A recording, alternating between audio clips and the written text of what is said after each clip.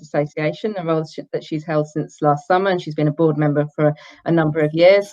And she's also the head of business and corporate at the Deep in Hull.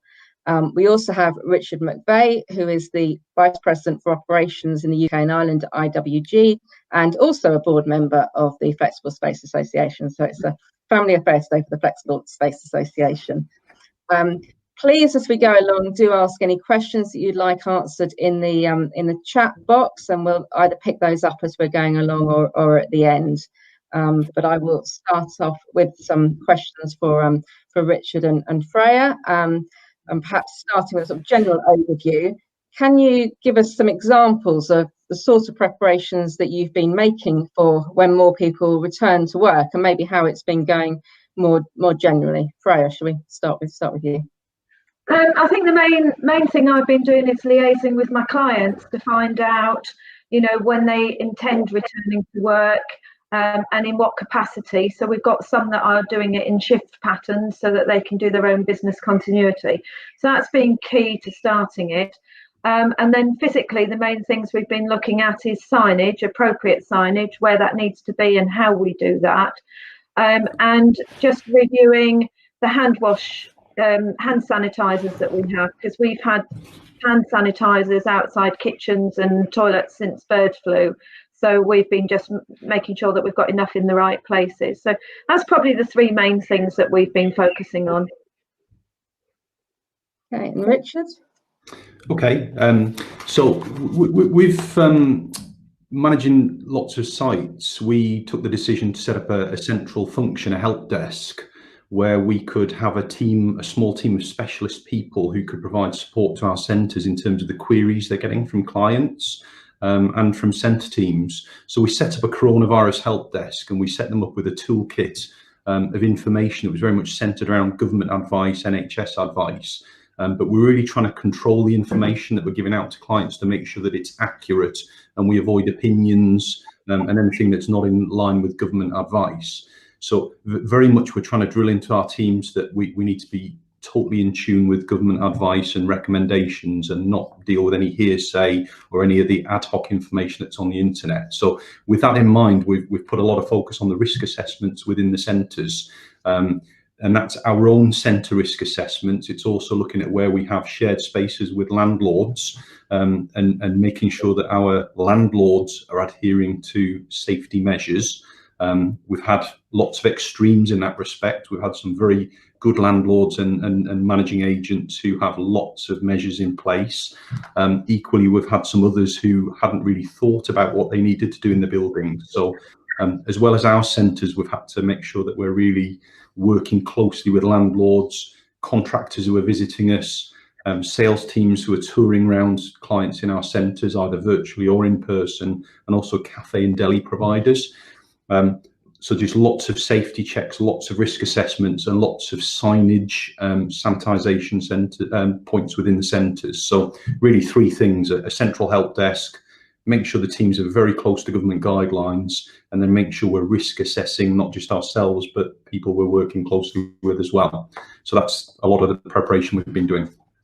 Okay.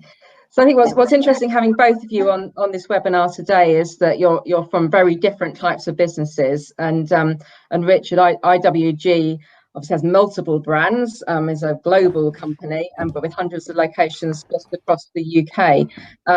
Are you implementing exactly the same measures across the board, or do the strategies differ between different brands and locations?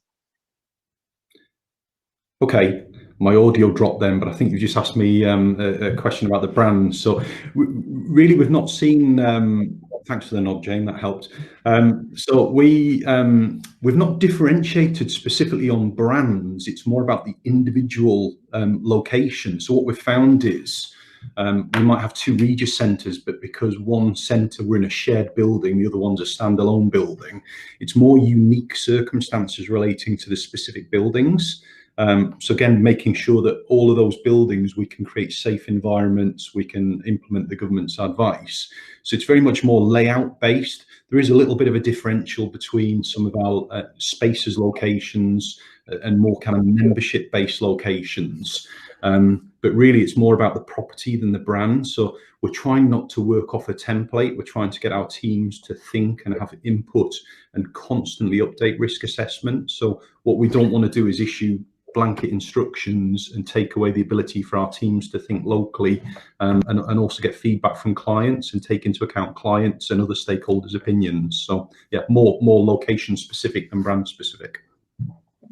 And Freya, as an independent business centre, you obviously don't have quite the resources to the advisory businesses and others that are helping support some of the larger companies. Have there been particular challenges to you in making sure that you are keeping up to date with all the requirements? Because some of them have been changing, haven't they, as they've gone along and adapting to new information and making sure that you're not missing anything.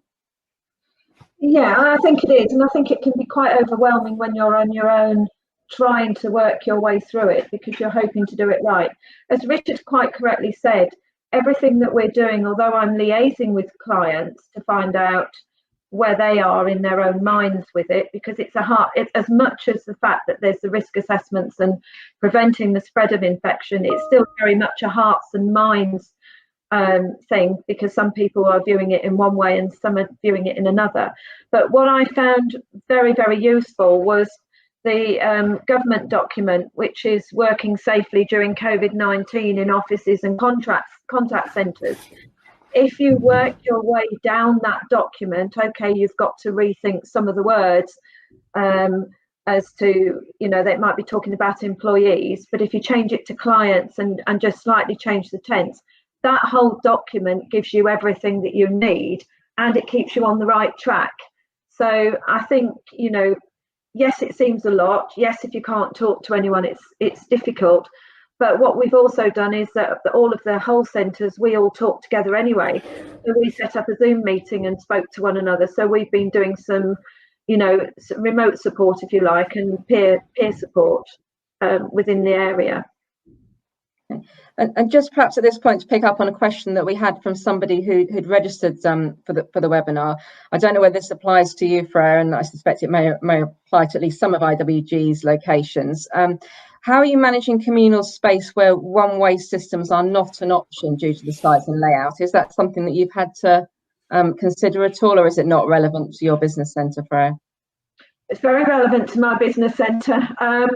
I tried to look at it and I looked at the way around it, and we worked around it. I spoke to some of my clients and said, if I was to try and operate a one-way system, it would mean that you would basically be going upstairs along a corridor and downstairs between kitchens, which would then open up other sorts of risk assessment issues, carrying hot drinks up and downstairs and all of that side of things. So we decided our corridors aren't wide enough for 2 meters gap. But when you look at some of the other guidance that's out there, like for example, if you've got a lift, people can stand back to back in a lift. Actually, if you think about it sensibly, you can manage the corridors. So we've put signage up and we've done it. We've not marked the floors. We felt that everybody needed to have some normality about what they're returning to work, and that yes, they need to follow directions and all the rest of it and your protocols. So we've actually hung our signage from the ceiling, and we've also put out on the walls opposite everybody's doors. We've put notices out saying, please check both ways before leaving your office. We've also propped open doors in certain areas, such as fire doors. Now, when I say propped open, they're on proper fire release mechanisms, so that if the alarm goes off, they'll close. We've opened all those in key locations so that actually they can be used as step back points for people.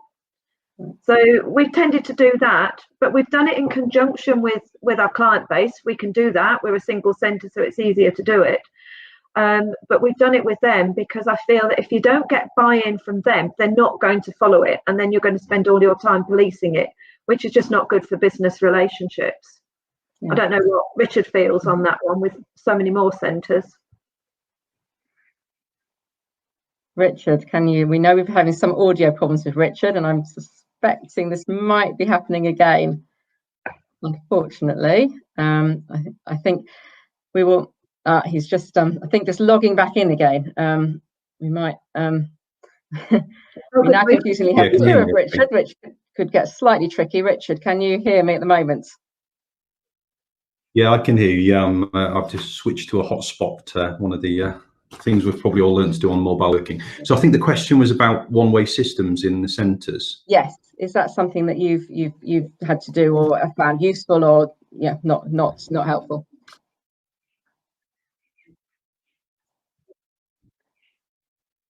Yeah, yes, we have. Again, this comes down to being location specific. So we've had some centres where our teams have recommended one-way systems, and we've had a mix of opinion from clients, some wanting to do it, some not wanting to do it. So ultimately, you've got to err on the side of caution. One example I saw a few days ago is that, a client fed back that, this is ridiculous. There's not many people in the centre. I'm having to walk an extra 25 yards round to get to my office. But we've had to kind of insist that we do this because tomorrow we may have more people in that centre. So on balance, the majority of clients in that instance wanted to do that. So I think we've just got to, again, apply common sense locally. To Freya's point, we don't want to overkill signage. We want people to, not be for want of a better phrase, like idiots. But equally, we do have to make sure that we're seen to have measures in place so that people don't have to stop and think too much. They can follow lots of signage and follow the instructions we give and not have to ask a question about every bit. So yes, we have put lots of one-way systems in, and where practical, because the advice is, put the social distancing and the physical distancing where you can. So as much as we can, that's absolutely what we've done. But again, we do try and tell our teams how to do it, but you've always just got to have some local common sense that's site specific. Okay. And Richard, you mentioned there in terms of at the moment there aren't so many people in your locations, which is obviously the same for all operators at the moment. What do you think will be the main challenges in keeping social distancing and cleaning measures in place consistently once more people can't start returning to work? Whether that's a lot of people are now saying September might be the time when that happens more. But do you see challenges once many more people come back to offices? I think not if we're ready now and we're preparing for it now. So we've tried to get ahead of the game and figure out when people are going to be coming back. We've tried to look at access control data to see how many people are swiping in and out of centres. We've tried to have conversations and get clients to tell us what their movements are going to be. But the reality is you can't plan it that way no matter how much you try. We're also seeing clients work in different ways. We're seeing more people coming overnight or on a weekend because they want to avoid people or they want to avoid public transport. So again, it's been hard to predict. So I think it's about just being ready, assuming we're going to have more people in, thinking about the clients who have lots of regular visitors, talking to them early about how that's going to happen. I saw one client wrote into us a few days ago saying, can you guarantee the safety of my 50 to 60 visitors an hour that regularly come into my business? And we had to go back and say, with respect, we all have a responsibility now to work in a different way, and we will help you, but actually you need to find different ways of dealing with your clients, and how can we help you with that? So what we're trying to say is it's not safe for you to work as you did before. So it's trying to find that balance between, people have to run a business and make a living, and also be in a safe environment. So we've also had to talk to our teams about how to enforce social distancing. So if really we're going with a 3-stage, we kind of ask, and then we have to be more forceful, and then there comes a point where we're going to have to remove. And if people are going to put our teams and other clients at risk, I do foresee we're going to have some unfortunate examples where we've got to insist people leave the centres. So again, it's just making sure the teams are ready to deal with those hopefully few and far between things. And then the other point is just making sure our teams are working differently. So we're trying to take as many things out of centres at the minute that we can centralise, so our teams can spend more time re-onboarding clients into a safer environment, but also go around the centres during the day and sanitising the centres a lot more, making sure that everything's safe and we're looking after clients and we're managing visitors in a safe way. So yeah, we can't we can't get smart enough as we'd like to with the number of visitors, but we've just got to make sure we're ready for lots more people coming in, but equally trying to coach and work with our teams and clients to an extent to change the way we work to remain safe. And Freya, are there any different challenges, or do you see it being very similar once more people start returning? I think it's very similar, and I think for the independent operators it might be slightly less challenging in terms of how we can deal with it. One of my things, Richard, I don't know if any of yours have thought about it or whether it's come up, is that I've got somebody that does have visitors coming in fairly regularly over the period. That is the definition of their work and what they do, because they're scanning people. And on that one, what they're doing is they're getting their visitors to stay in the cars, and then they're phoning them when it's ready for them to come in. So that's really helped. And that's a system that I'm actually going to try and implement with maybe the majority of the visitors that come, that they actually ring through to the tenants, and that will be in my final risk assessment, that's what I'd like them to do to protect the environment. I've taken a view on the environment that my clients are working in, very similar to that of your home, that you need to manage everybody in there, and it's a closed environment. So one of the other things that we're doing and that we haven't touched on upon is that all contractors that are coming onto site will be expected to wear face masks, because they're going from building to building. Whether we need to do it in the public areas when we've got more visitors coming in and people are back, I think the government guidance will help us with that as they start to let people come back to work more, and don't still keep saying work from home if you can. But other than that, everybody's working quite well with it. One of the issues that I've had that's been slightly different is that depending on the size of an employer that's occupying, will actually have quite an impact on how they choose to deal with the protocols that we've got in place. So whilst they'll all follow the protocols quite happily, somebody that's on their own will have then their own viewpoint about how they want to then continue that on. But my larger employers are then imposing further conditions on their staff. And that's something that needs to be managed. So I'm trying to encourage all of my clients to be respectful that, yes, I've got protocols, but some people might have stricter protocols, and please will you observe those as well. Like, for example, into the kitchens. One of my kitchens is quite narrow, and somebody was in the fridge, and somebody's been told not to go in if there's over the certain number. They're not allowed to do it, and they will be disciplined if they do it. So they stood back in the kitchen.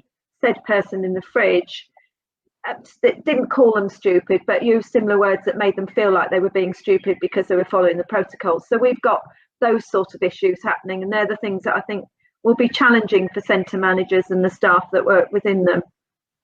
Okay. And is there anything, Freya, obviously now I've spoken about a number of measures that you've taken. Are there anything that you think is working particularly well and you'd advise others to do? Perhaps things that might not have been obvious, but you've done them and now and you'd recommend them to others? I've found, again, it's probably by virtue of the fact that we don't have as many to look at, but Richard will probably say centre managers are doing it.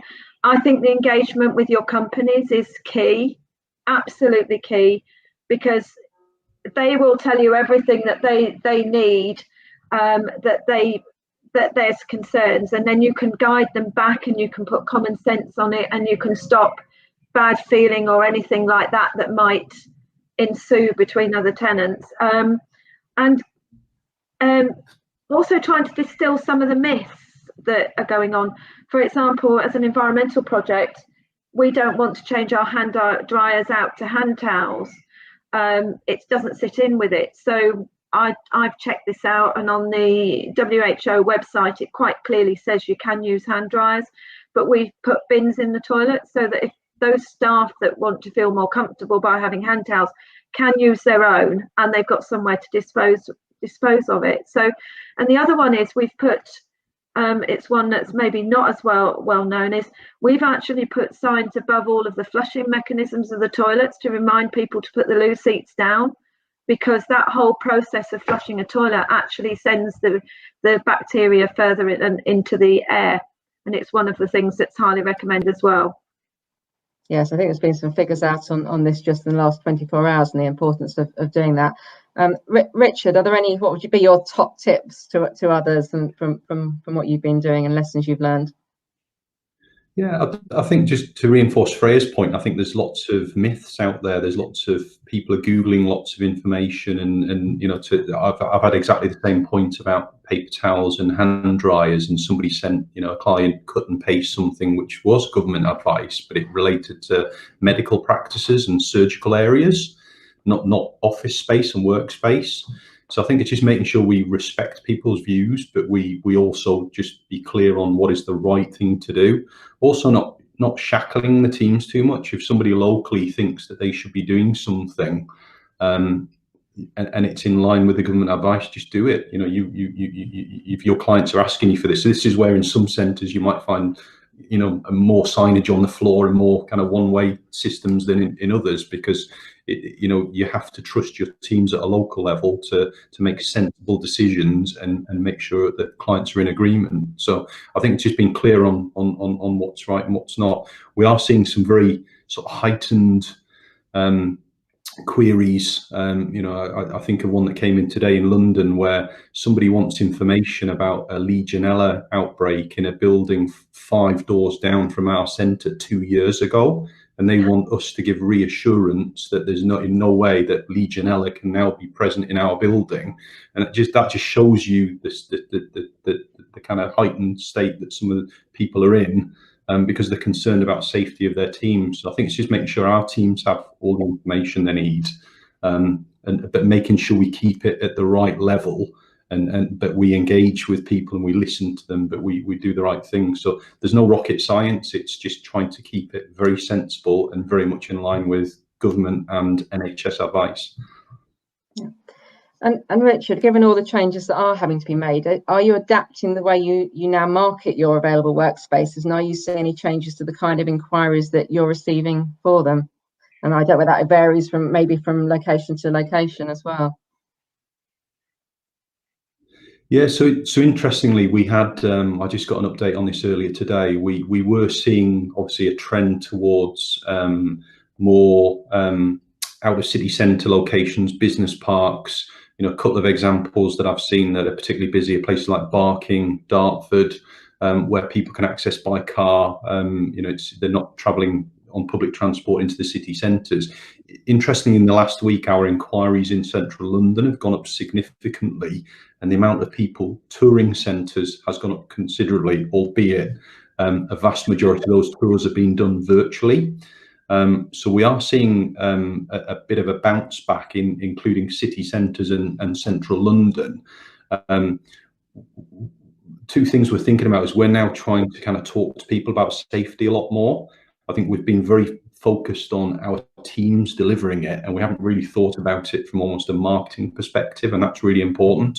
You've got to, you know, we've got to give people an assurance from a marketing perspective that this is one of our key priorities. And also we've put some measures in place where we've made equipment available for clients to customize their offices. So we've got a portal that people can go on and they can order things to customize their offices with safety equipment, to do whatever they want within their own space. So really it's just about, we're probably a little bit guilty of being very focused on just doing things and not actually publicizing it enough. So we want to now be seen more publicly that this is right up there as one of our key priorities. Okay, and Freya, same question to you in terms of how you're marketing workspaces and inquiries, what inquiries you're receiving now, if they've changed. Yeah, I think so. Inquiries, we're still seeing office inquiries coming in. Seeing quite an increase in single people wanting an office location to work, whether that's people that have primarily worked from home and are changing their mind now they've done it for such a long time, or new businesses. Of course, new businesses are coming in because there's been the redundancies or the non-continuation of work, people planning for the future. So we're seeing that. In terms of the space we provide, we've still got the very large desks we've always had, and we still sell on the square footage basis. So if anybody's been wanting to have bigger spaces for lesser employees, then we've always been in that market anyway. So we're not seeing a change to that.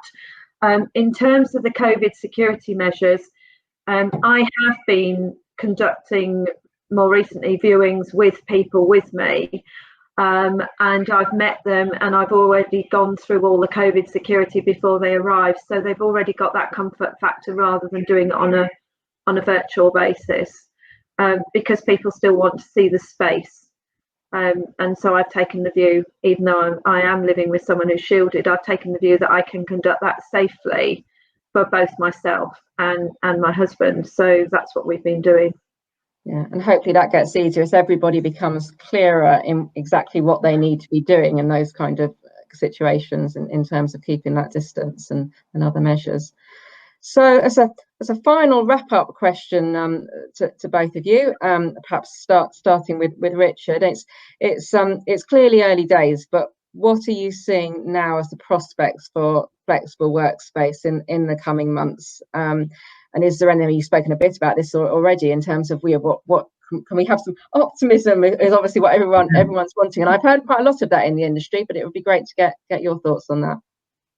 Yeah, well, we've got to be optimistic, haven't we? We've been very reactive with dealing with the crisis, but I think we've got to remember that start with the doom and gloom. We're going into a real tough financial period, and what do businesses need in that kind of period? They need agility, flexibility, and they're not going to get that with long-term lease space or buying buildings and all the other methods. So absolutely, we are the sector that will give people agility, flexibility, scalability. You can downsize, all of those things. So I think we've got to really play to our strengths, which is, we can move at the speed that businesses need us to move. Also, people have got used to working from home or working remotely, and we've got to look at the products we have that support that. So the virtual office products, the membership products, the short-term products, the day office products.